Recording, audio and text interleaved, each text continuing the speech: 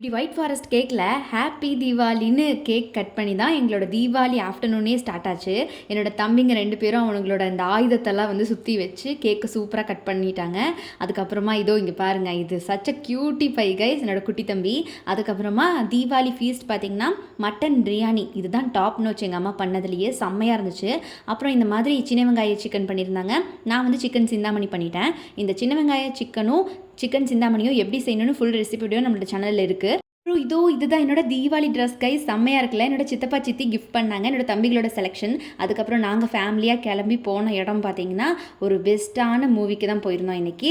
So S, நல்லா மோட்டிவேஷ்னலான மூவிக்கு போயிருந்தோம்.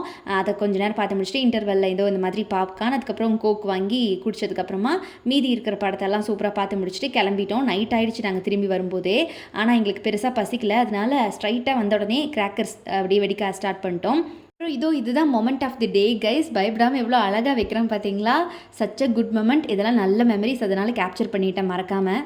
அதுக்கப்புறம் எங்கள் அப்பா வந்து ஏதோ இந்த மாதிரி ஃப்ளார் பாட்டில் வச்சுட்டு இருந்தார். அதுக்கப்புறம் எங்கள் சித்தப்பாவும் வச்சுட்டு இருந்தார். ஸோ எப்படியோ 2 பேரும் வச்சு நல்லா சூப்பராக வெடிக்க வச்சுட்டாங்க. அதை நாங்கள் வேடிக்கை பார்த்துட்டு இருந்தோம். அதுக்கப்புறம் வான வேடிக்கை எடுத்துட்டோம். இது இங்கே பாருங்கள், மேலேயே விழுகிற மாதிரி இருந்துச்சு கைஸ். பட் ஆனால் ஒர்த்தான வாட்சிங் இது பார்க்குறதுக்கு. அப்படியே இதெல்லாம் பார்த்து முடிச்சுட்டு ஃபைனலாக இந்த மாதிரி பீகாக் ஃபவுண்டைன் இதெல்லாம் வச்சு முடிச்சுட்டு அப்படியே ஃபேமிலியோட முடிச்சிடலாம், என் பண்ணிடலாம் தீபாவளி அப்படின்னு சொல்லிட்டு எல்லோரும் கூட்டாக சேர்ந்து கம்பி மத்தாப்பு கொளுத்தி முடிச்சாச்சு.